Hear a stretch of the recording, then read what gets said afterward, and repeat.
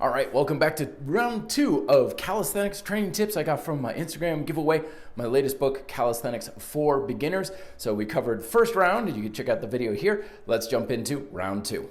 This next one is definitely 5-star right here. We got have a goal that is something enhanced by greater physical ability, not just a goal that the exercise alone satisfies. Perfect, awesome. As an example, good goals are things like want to be able to make an extra move on a boulder, like with rock climbing, I'm assuming. Or I'd like to not be as tired after running 5 miles. These are fantastic. They're performance goals. If performance goals, way easier to satisfy and a lot more enjoyable, and you feel like you're actually changing when you notice these sorts of things. It goes on, these kinds of goals make the training feel like the method, not the goal itself, and is working, I'm assuming, mentioning, and keep me in the gym or on the run, whereas goals like I need to lose 5 pounds or do 10 more reps seem much harder to stay focused on, and once achieved, make easier to slack off from the training. Make the process, not the goal, your primary objective. I love that. Wonderful. Going right along with the first tip, just because you can do body weight exercise anywhere doesn't negate having a dedicated area, space to work out. Your mindset changes when entering that area. 100%, totally. If you have a dedicated area, helps you stay focused, gives you a space, and it gives you a perspective on training effectively. Another great visualization tip here. Before working out, think about the future version of yourself. With all of the gains and athletic ability you always wanted to have. This always prepares your mind or your body psychologically and helps a lot in your workout. Totally. Because a lot of times the changes that we're making aren't necessarily changes that we acquire. It's happening here first, and then it's like the body is catching up to what the mind expects the body to do. But if the mind isn't there first, the body's not going to lead the way. This one's perfect for motivation here, a little on the micro workout idea, is if you dread your workout time, then the best tip is to get on the ground and do a few push-ups without counting. Chances are, once you do a few, you would want to keep going. Best way to get started. Absolutely, because all you need to do is get that momentum moving to any degree. It's like a stone rolling down a hill. You don't have to think, oh, I've got to go all the way down this long hill. It's just get it started, and the rest takes care of itself very quickly. Straight to the point on the next one. Keep it simple. Make sure to get enough rest. Absolutely. Most of the time, if we're struggling, it's either we're not pushing ourselves enough in our workouts, or our recovery is lacking, meaning our diet sucks and it's not satisfying, or we're not getting enough rest. And one of the reasons why the playful approach has worked for me more is because I'm resting more if I feel more fatigued and tired. Next one's also simple. Don't think, just do, which I know sounds a little bit like, well, easy for you to say, but seriously, this is oftentimes our greatest break. This is the thing that holds us back more than anything else. And if we can just say, mind, shut up, just get down on the floor, get those first few reps, start building the momentum and stuff, we'll find that taking action gives us all the answers we want. But if we're not taking action and we're just thinking too much, it just creates this gridlock in our mind. And if that prevents us from taking action, nothing we ever learn or figure out in our head is going to help if it doesn't help us take action.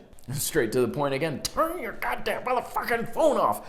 For sure. This is the thing that is driving your workout. Your brain is responsible for your results. So definitely kill off the distractions as much as possible. Put it in airplane mode or whatever. Then when you're done, you'll find the world and the internet is still there, and you're going to be able to catch back up real quick afterwards. Echoing one of the previous videos I just made, absolutely stay consistent. Even when you think it's not worth it or your energy is low, any small amount of training will help keep your momentum and does some good, right? Even if seemingly small, establish good habits and iterate over time. Sounds boring, but it works. And this is exactly what I've always said. Sometimes you're going fast and gangbusters. Sometimes you ease off a little bit and slow down. But I promise you, even 5 push-ups is way more effective than people realize. Got a leg training tip coming up next here. Something awesome I found out for lower body. Try to fully use quads and hammies when doing body weight squats. Has to be really balanced. completely straight up and down, but do slow concentrically and eccentrically, and the burn and gains are phenomenal. I'm seeing considerable gains after only doing these for less than 2 months. Absolutely. One of the biggest reasons why a lot of people struggle with leg training is because of a lack of stability and balance in the lower body, because usually it's the hamstrings aren't turning on enough. Sometimes it's the quads, but both are supposed to be working in balance in concert with one another to create that stability. Makes a world of difference. Great comprehensive tip here for sure from Fernando. Keep it simple and start small. Don't overthink. Create a routine which you enjoy. Schedule it with alarms on your phone to stay consistent and get off the couch. And I'll second that with the alarms. I am totally distracted. My mind is always all over the place. So I use alarms on my phone all the time of remember to call this person, remember to do this. Definitely a great tip. And I like the idea of starting small. Because again, you want to build that momentum. That momentum is everything. Forget about, am I doing it right? Am I maximizing? Am I optimizing? You got nothing if you got no momentum. So build the momentum and you'll find that you're going to be a hell of a lot better off with these tips than anything else. I can totally get behind this one for sure. Develop self-discipline. You will be able to motivate yourself, stay on track, and eventually lead you to accomplish your fitness goals. And I really think this is one of those things that's just lacking in our fitness culture.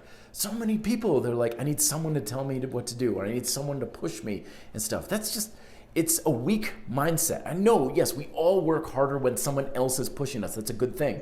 But to entirely depend on other people to get to the workout or to push you hard is just setting yourself up for not being so self-sufficient that you're actually in control. You're always depending on other people. 100% agree. Whew, okay, lots of tips there. Thank you everybody for contributing. Let's keep this thing going. What are your best tips for calisthenics training, workout, diet, weight loss, whatever? We want to hear from you here. RDP community, leave them down below. Thank you so much for watching. Thank you for your contributions. More videos here as well. Take care. Be fit, live free.